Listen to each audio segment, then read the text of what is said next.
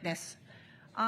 Sir, nung May 13, you're recorded as saying, katunayan, nakiusap nga po ako kay John Consulta na puntahan kami dito sa Sequoia Hotel dahil meron po kaming planning mula po pa kaninang umaga, and you went on to say nandun ka with all the deputy directors, etc. Do you confirm? Well, nakausap ko po si John Consulta. No, just confirm, sir. Did you say Yes, that I na talked nandun to- kayo sa Sequoia? Yun lang.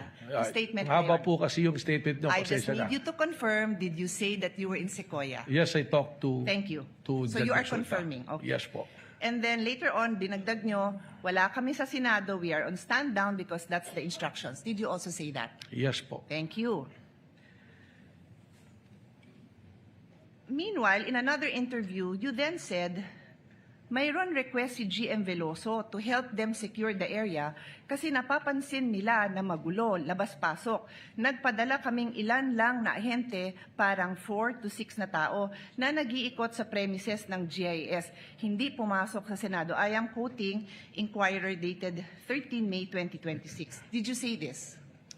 Yes, sa GSIS po. Okay, thank you. So, I asked now for the kind indulgence. May papa-flash lang ako. It's just a photo, dear colleagues, both parties. Paki-flash lang. So sabi nyo nasa GSIS. You confirm na nasa GSIS yung Tama mga po. ahente mo.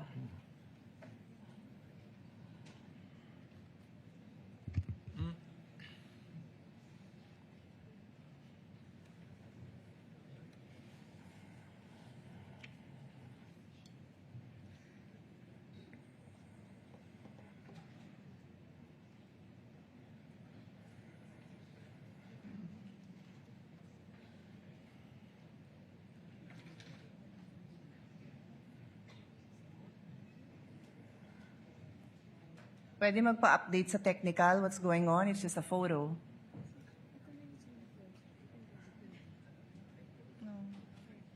Ito, I'm just showing the Senate website for the record. Senate website. Tapos po, nandito po sa right corner. Can you read it, sir? It says contact information. Can you read it? Hindi ko po Okay, mabasa. paabot ko sa page yung same thing. It is just the Senate website. Page, pakiabot. Thank you. Pakibasa lang po yung address ng Senado.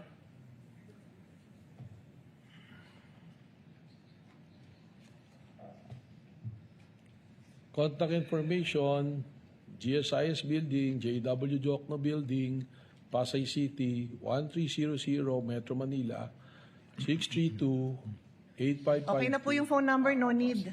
Opo. So pakiulit, ano hong building? GSIS Building. Opo, kasi nag-iisa lang naman ho ang address namin. Umuupa po kami dito sa GSIS. Iisang building lang ho po yun. And for the record, kung saan nakita yung tao mo, likod lang po yun ng office ni Senator Loren Legarda. Nasa video po yun. I will not bother everyone with that. Kung gusto nyo, presiding officer, I can, but for now, I won't. Kasama po yun sa area na inuupahan ng Senado sa GSIS. We are paying rent for the information of all. So yan po ang gusto ko lang ma-establish.